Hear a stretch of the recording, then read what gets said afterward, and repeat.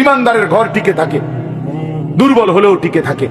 নেককারের ঘর প্রজন্মের পর প্রজন্ম টিকে থাকে। সুদখোরের বাড়ি 30 বছরের ব্যবধানে কুত্তা ঘুমায়, আমি দেখছি। এজন্য হারামখোর টিকে না। কোন হারামখোর, কোন টিকে না, কোন সুদখোর, কোন হারামখোর, কোন অবৈধ উপার্জনকারী পৃথিবীতে 2 পুরুষ 3 পুরুষ 4 পুরুষ দীর্ঘদিন যাবৎ টিকে না।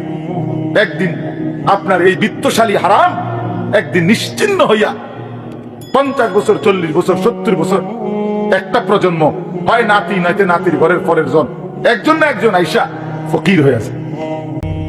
আমি দেখছি, আমার নিজ চোখে দেখছি। সেই বাড়িতে কুত্তা ঘুমায়, আর কোনো মানুষ নাই। হারামখোর। এজন্য কোন হারামখোর তার ফ্যামিলি আগামী জেনারেশন হয় 40 বছর 70 বছর 50 বছর 100 বছরের ব্যবধানে নিশ্চিহ্ন হয়েছে। প্রিয় ভাই আমার, বাপ আমার, বন্ধু আমার, হারামের পিছনে না যাওয়া, হারাম রোজগারের চেষ্টা না করা। দুনিয়া অল্প হোক বেশি হোক, একটা গুরুত্বপূর্ণ কথা হইল, দুনিয়া যদি সর্বোচ্চ কামরা কামড়ি করে কাইরা কেউ যদি জিতেও যায়, সর্বোচ্চ কষ্ট করেও জায়েজ না জায়েজ, হালাল হারাম, বৈধ অবৈধ, ন্যায় অন্যায় সব মিলাইয়া কেউ যদি দুনিয়া জিতেও যায়, 7 মহাদেশের বাদশাহ হয়, আল্লাহর কসম সেও মরে যাবে। দুনিয়া জিতলেও মরে যাবে, হারলেও মরে যাবে। প্রিয় বন্ধু, এটাই সত্য। জিতলেও মরে যাবে, হারলেও মরে যাবে। তো লাভ হইল কি? এত কষ্ট করে জিতলাম, মরে তো গেলাম। 60 বছরে কষ্ট করতে করতে করতে করতে বেচারা 3টা ফুট বিদেশ পাঠাইছে, মাইয়াগুলো বিয়া দিছে, বাইক বিল্ডিং দালান কইরা সব গুছাইয়া মাত্র কদ্দুর বইছে। এইবার কয়টা বছর নিরিবিলি খাইবে, ডাক্তারে কয় ডায়াবেটিস, 2টা রুটি আর ভেজিটেবল। তো লাভ হইল কি? ডাক্তারে কমপক্ষে 10 আইটেমের রোগের হিসাব ধরাই দিছে সব। তাহলে লাভ হলো কি ভাই? তো জিতটা লাভ হলো কি? এই মাথার ঘাম পায়ে ফেলে এত মিথ্যা, এত চুরি, এত বাটপারি, এত 2 নম্বরই, এত ধান্দাবাজি করে যা করলাম, তা তো দুনিয়ায় আমারে ভোগ করতে দিল না। তা আখেরাতে কি দিবে? কবরে কি দিবে? হারামের কোনো বিনিময় কবরে মিলবে? হারামের কোনো বিনিময় আখেরাতে মিলবে? তো দুনিয়ায় তো মিলে না, দুনিয়ায় তো মিলে না। আজকে এই বিষয়টাই বলে, বহুতই গুরুত্বপূর্ণ বিষয়। তাহলে এই এক অর্থ বললাম আপনাদের কাছে, ওয়াইলুল লিল মুতাফফিফিন। আরেকটা অর্থ বলবো, বাকিগুলো আমি তর্জমা বললেই শেষ। এই 3টা আয়াত, এটাই মূল বক্তব্য। বাকি আয়াতের অর্থ বললেই সারে। তাহলে 1 নাম্বার বুঝলেন, আল্লাহ তাআলা এই সূরার মাধ্যমে, এই প্রথম আয়াতের মাধ্যমে বললেন ওজনে কম না দেওয়া। এবার আসেন, এটার আরেকটু ব্যাপক অর্থ হলো, তাফসীরের মধ্যে লিখছে, আমার কাছ থেকে যেই কোনো প্রাপককে, যেই আমার কাছে কিছু পাবে, যারই হক আমার কাছে আছে, তার হক কম দেওয়া, তাকে ঠকানো, এটাই তাতফিফ, ওই ব্যক্তির জন্যই জাহান্নাম।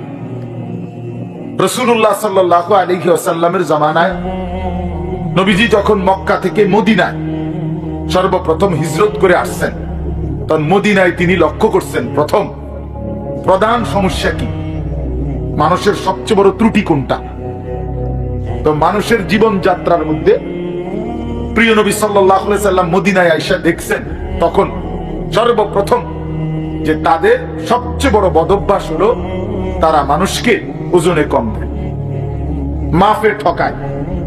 এটাই ছিল তাদের প্রথম ব্যাপক ত্রুটি, ব্যাপক ত্রুটি। এই ছিল মদিনার মানুষদের, ইয়াসরিব আগে নাম ছিল, এই ইয়াসরিবের মানুষের প্রধানতম ত্রুটি।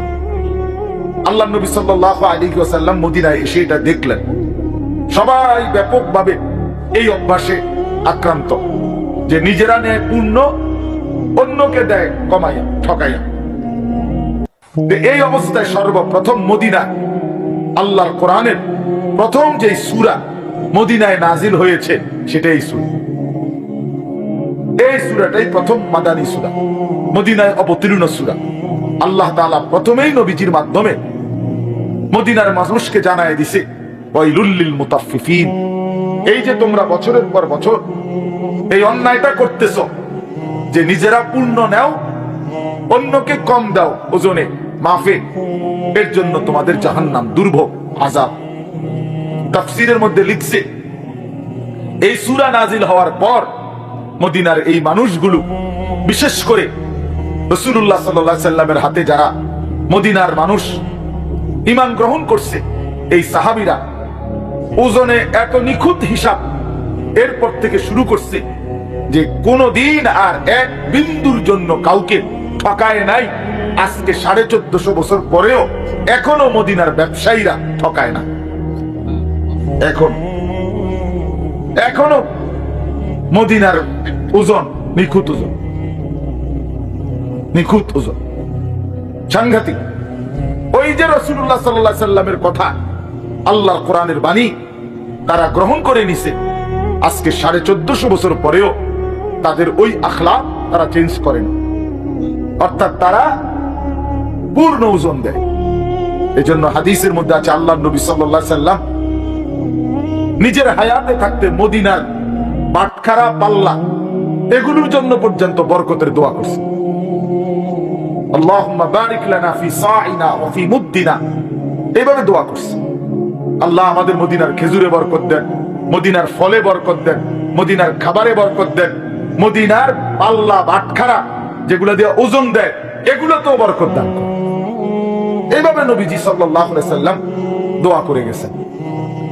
তাহলে এটা আপনারা বুঝলেন যে রাসূলুল্লাহ সাল্লাল্লাহু আলাইহি সাল্লাম আল্লাহ তাআলার পক্ষ থেকে কোরআনুল কারীমের এই আয়াত নাজিল হওয়ার পর যখন শুনালেন, ঈমানদার মুসলমানরা, মদিনার সাহাবীরা এক বাক্যে জীবনের তরে এটা মেনে দিয়েছে। ঈমানদার তাকেই বলে যে আল্লাহর কথা প্রথম বাক্যেই মেনে নেয়, রাসূলের কথা বিনা শর্তে মেনে নেয়, মেনে নেয়।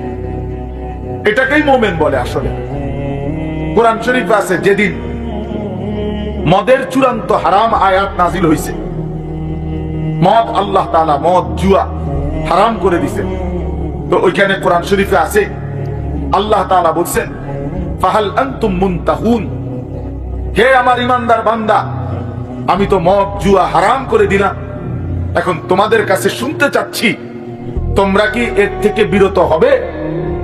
ফাহাল আনতুম মুনতাহুন, তোমরা ঈমানদার বলো, তোমরা মদ জুয়া এর থেকে বাঁচবে, বিরত থাকবে কি? তাফসীরের মধ্যে আছে সাথে সাথে নবীজি যখন এটা শুনাইছেন, সাহাবায়ে কেরাম হাত তুলে চিৎকার করে আল্লাহকে বলছে ইয়া রাব্বি ইনতাহাইনা ইনতাহাইনা, হে আল্লাহ মহান রব, আমরা ছেড়ে দিলাম, আমরা বিরত হলাম, বিরত হলাম। এইটাকে বলে ঈমান। আল্লাহ এবং তার রাসূলের প্রতি শর্তহীন, প্রশ্নহীন আনুগত্য। ভাই কথা বলো না, বাহিরের ছেলেরা কথা বলো না, কথা বলো না বাপ। কিছু ছেলে একটু পরে দেখবেন এই আস্তে আস্তে আইবো খিচুড়ি খাইতে, দেখবেন এরাই ডিস্টার্ব করে, এই খটর খটর করবে, আইসা খসর মসর করবে, মানে একটা সুন্দর মনোযোগ পরিবেশটা নষ্ট করে। আপনারা প্রয়োজনে এক ডেকসি খিচুড়ি আগে দিয়ে দেন, যারা মেহমান তা করে খাওয়াই দেন। এই জন্য ভাই আমার এটা কষ্ট লাগে। 100 বার খাক, কোনো মানা নাই, আল্লাহর দেওয়া রিজিক, কোনো অসুবিধা কি, কিন্তু কিছুক্ষণ তো দিল দিয়ে শুনি। তাইলে দেখেন, আমি এই কথাটা বুঝাইতে চাচ্ছিলাম সাহাবায়ে কেরামের ঈমান কেমন ছিল। রাসূলুল্লাহ সাল্লাল্লাহু আলাইহি ওয়াসাল্লাম বলছেন, আল্লাহ তাআলা বলছেন, সাথে সাথে মানছেন। এটাই ইসলাম, এটাই ঈমান।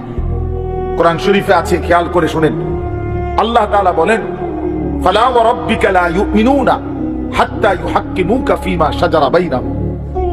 আল্লাহ তাআলা বলেন, নবী, আমি আল্লাহ কসম করে বলতেছি, আল্লাহ নিজের জাতের কসম করে বলছি, বন্ধু আমি আমার কসম, কোন ব্যক্তি আপনার ফয়সালাকে যদি মেনে না নেয়, লা ইউমিনুনা, সে ঈমানদার হবে না।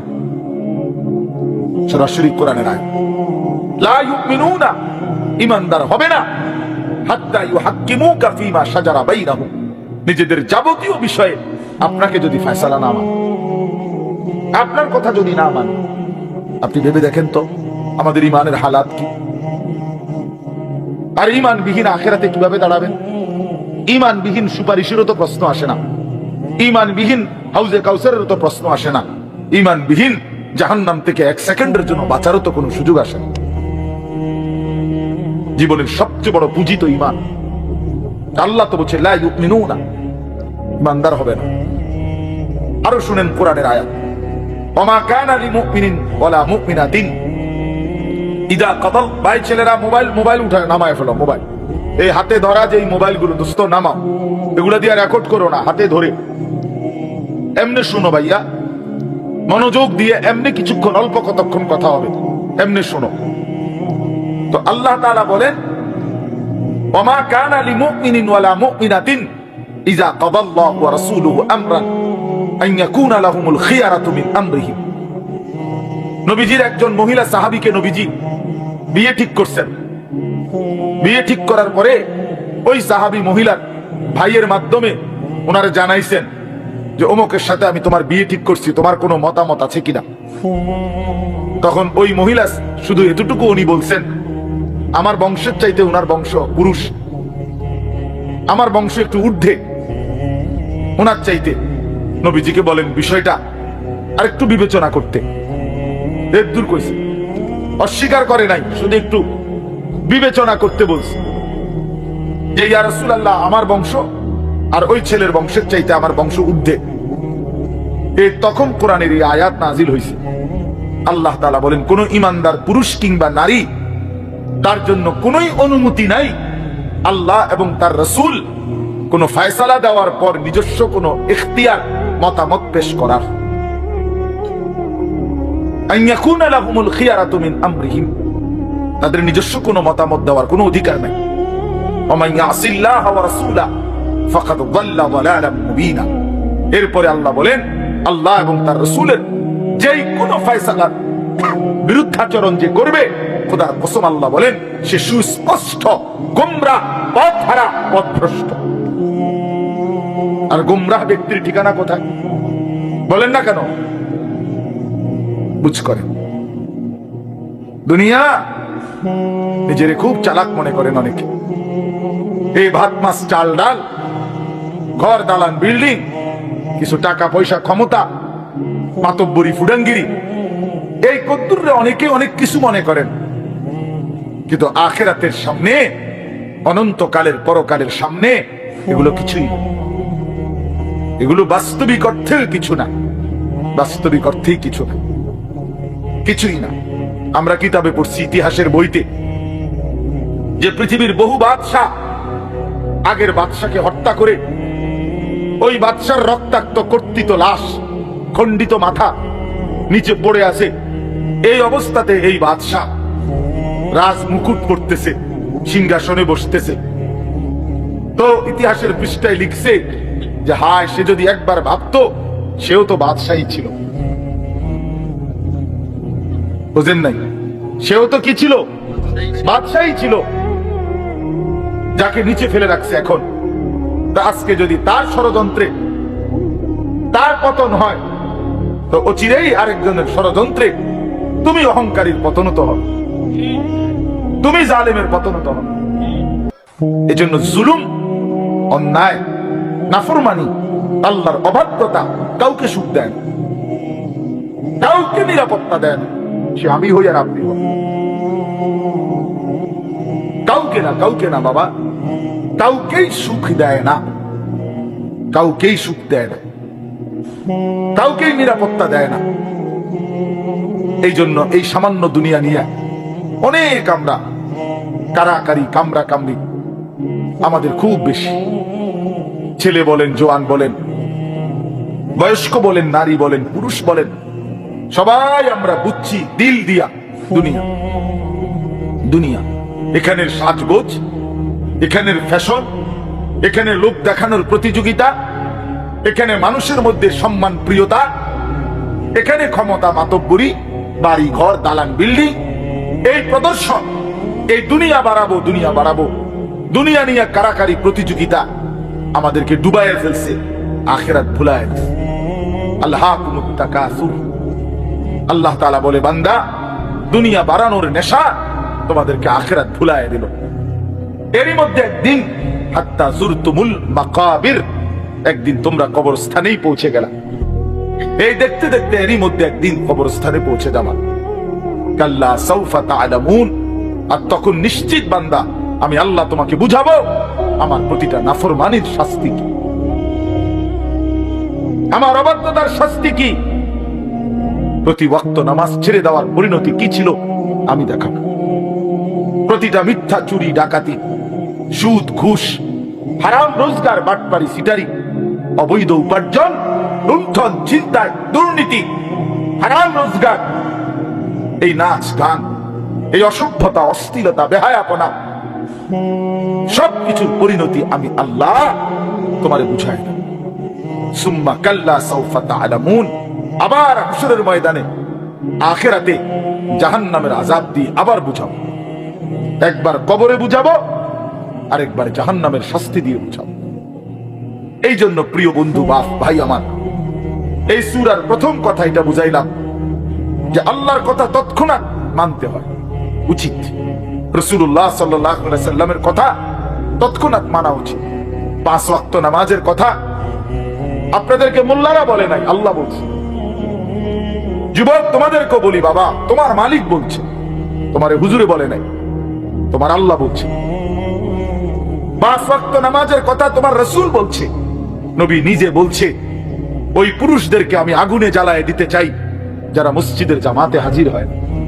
আল্লাহর কসম, নবী বলছে ওই নাফরমান আমি আগুনে জ্বালিয়ে দিতে চাই যেই নাফরমান গুলো আল্লাহর ঘর মসজিদে নামাজে আসে না। রাসূল বলছে এই নাফরমান যখন সুপারিশের জন্য হাশরের ময়দানে নবীর সামনে যাবে, নবী যখন দেখবে কোন পৃষ্ঠায় পৃষ্ঠায় নামাজ নাই, 5 ওয়াক্ত ফজরের নামাজ, আল্লাহ নবী বলেন, উম্মত তুই তো সেই নাফরমান যাকে আমি দুনিয়াতেই তো আগুন জ্বালায় দিতে চাইছিলাম, তা আজ তোকে আগুনে ফেলবে, অসুবিধা কি? এই আগুনে তো তোরে আমি দুনিয়াতেই পুড়া লাইতে চাইছি। লা উহাররিকান্না বুয়ুতাহুম, শুধু মানুষ নামিয়া আল্লাহ রাসূল বলছে আমার মন চাইছে বেনামাজির ঘর সুদ্ধা পুরায় না। লাউলান নিসা ওয়াদ দাঈফ, যদি নারী না থাকতো, যদি বাচ্চা না থাকতো, যদি দুর্বল, বৃদ্ধ, অসহায় মানুষ না থাকতো ঘরে, আমি ঘর জ্বালায় দিতাম, ঘর পুড়ে দিতাম। কি পরিমাণ মুসলমান আপনারা নামাজ পড়েন না।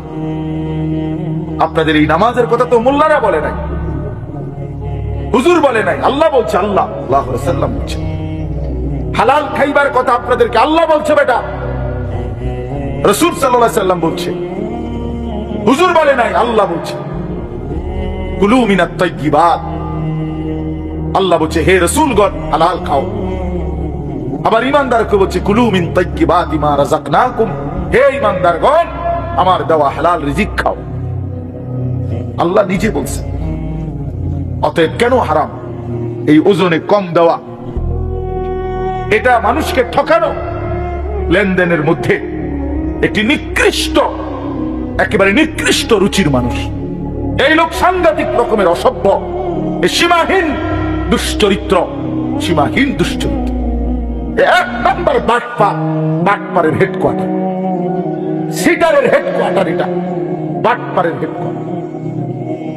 বাটপারের কোনো ভালো মানুষ হতে পারে না যে অন্যকে ঠকায়। অতএব আজকে এই কথা, প্রথম কথা, ওজনে কম দেওয়া নিকৃষ্ট, হারাম। হারাম। কাউকে ওজনে কম দিলে তো সেই যে লাভ টাকাটা হইল, এই টাকাটা হারাম না? আর আল্লাহর নবী সাল্লাল্লাহু আলাইহি সাল্লাম বলেন লা ইয়াদখুলুল জান্নাতা জাসাদুন গুযিয়া বিল হারাম। নবী সাল্লাল্লাহু আলাইহি সাল্লাম বলেন ওই দেহ জান্নাতে যাবে না যে দেহের গোশত, মাংস, রক্ত হারাম দ্বারা বড় হয়েছে, হারাম দ্বারা বৃদ্ধি পাইছে। ওই দেহ জান্নাতে যাবে না। লা ইয়াদখুলুল জান্নাহ, জান্নাতে প্রবেশ করবে না। আমি নিজে এই হাদিসের ব্যাখ্যায় পড়ছি। এই বাপ সবাই শুনেন, যারা তাদের ফ্যামিলিকে, স্ত্রী সন্তানকে হারাম টাকা, হারাম রোজগার, সুদের টাকা, ঘুষের টাকা, কিস্তির টাকা, লোনের টাকা, হারাম টাকা ওজনে কম দিয়া ঠগাইয়া বাটপারি সিটারি করে 2 নম্বরই 6 নম্বরই 9 নম্বরই করে টাকা কামাই করে যারা বউ বাচ্চাকে খাওয়ায়, তো এই বউ বাচ্চা এগুলোর শরীর, গোস্ত, মাংস, রক্ত তো ওই হারাম দ্বারা হইছে। তো এই পুরা ফ্যামিলি জাহান্নাম এই নাফরমান ঠিক করে দিছে। এই অভিভাবক নামের দুশ্মনে, এই দুশ্মন পুরা ফ্যামিলিটাকে জাহান্নামে ফেলে।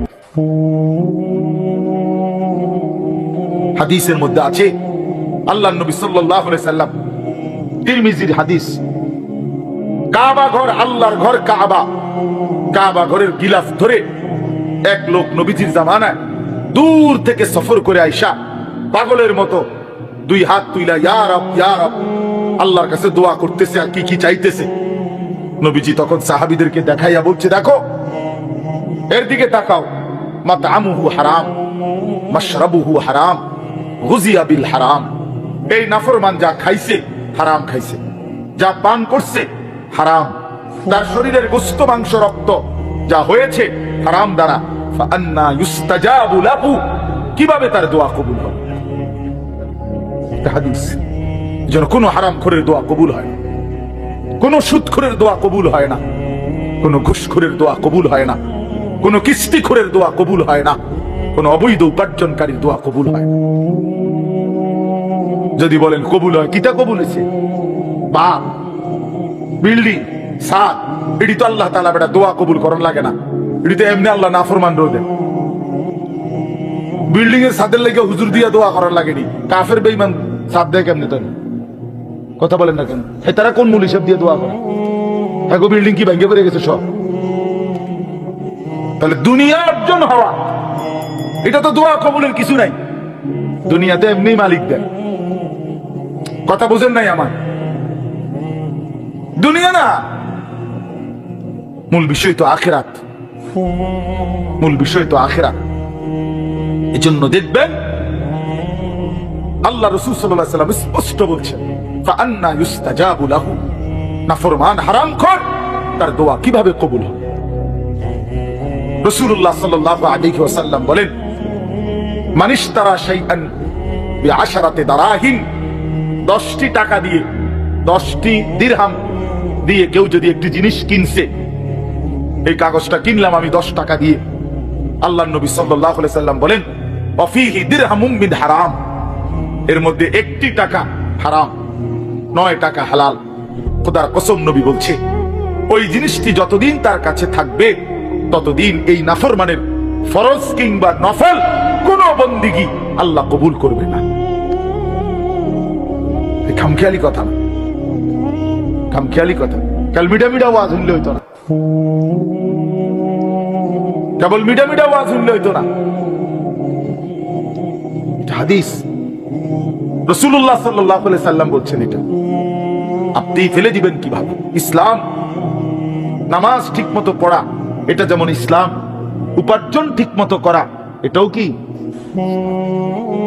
এটাও মসজিদ, এখানে ইবাদত যেমন ইসলাম, বাজারে হালাল রোজগার করা, এটাও ইসলাম, এটাও দিন, এটাও দিন। এই জন্য বাপ, হালাল উপার্জন সাংঘাতিক গুরুত্বপূর্ণ। কোরআন শরীফে আল্লাহ তাআলা একেবারে স্পষ্ট বলছে, তোমরা যদি আল্লাহর ইবাদত করতে চাও, ইন কুনতুম ইয়াহু তা'বুদুন, যদি আল্লাহর ইবাদত করতে চাও বান্দা, তাহলে প্রথমত হালাল খাও। কুলু মিন তাইয়্যিবাতি মা রাযাকনাকুম ওয়াশকুরু লাহু।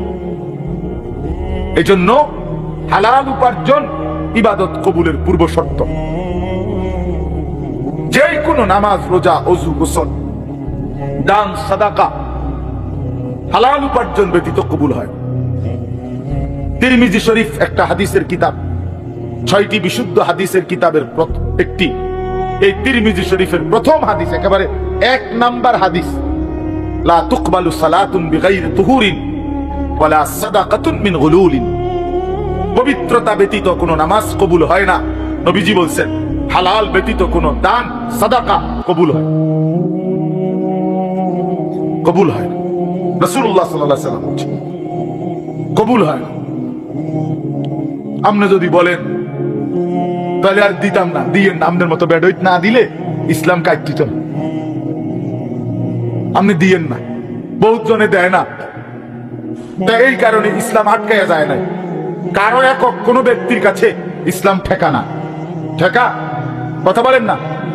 1450 বছর পর্যন্ত ইসলাম এই পর্যন্ত পৌঁছেছে কোন একক ব্যক্তির মাধ্যমে, তাইলে এই জন্য হালাল জরুরি বিষয় বাবা, ইসলামের গুরুত্বপূর্ণ বিষয়। মুআমালাত, লেনদেন, লেনদেন অত্যন্ত গুরুত্বপূর্ণ বিষয়।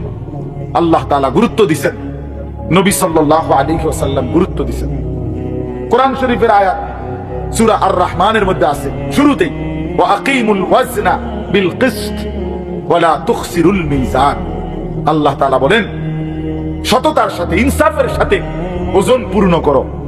ওয়া লা তুখসিরুল মিজান, কোনোভাবেই ওজন কমাইও না, ওজন কমাইও।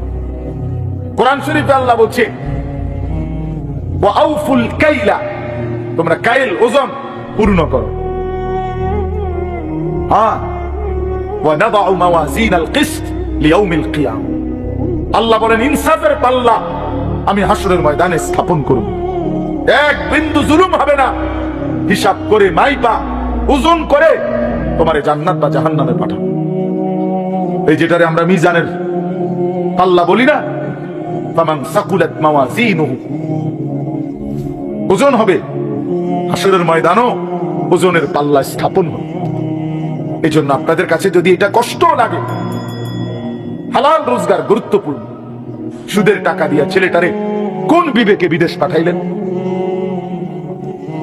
কেন নিজের আখিরাত বরবাদ করে দিলেন? কেন বরবাদ করে দিলেন? কিস্তির টাকা দিয়া ঘরের ফার্নিচার কেন কিনলেন?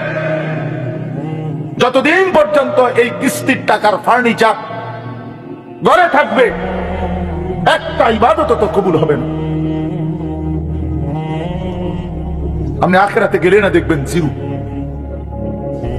জিরো। কেন হারাম রোজগার করেন? কেন কাস্টমারকে ঠকাবেন? কেন মানুষকে প্রতারিত করবেন? এক মুসলমান প্রতারিত করতে পারে না। হাদিসের মধ্যে আছে, এবার শুনেন, রাসূলুল্লাহ সাল্লাল্লাহু আলাইহি সাল্লাম স্পষ্ট, নবীজি সাল্লাল্লাহু আলাইহি সাল্লাম মদিনার বাজারে গেছেন। নবী শুধু মসজিদে বসে থাকেন নাই,